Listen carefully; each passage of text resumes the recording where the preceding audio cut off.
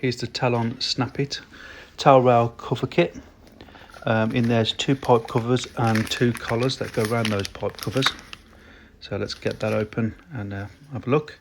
That's the pipe cover that just snaps on, and that is the collet that goes over that cover. And that's one adjusted, cut to size. You just clip it on, pull it to the fitting, then the collar you open up, press it together, then spin it round. It's a bit hard to do one-handed.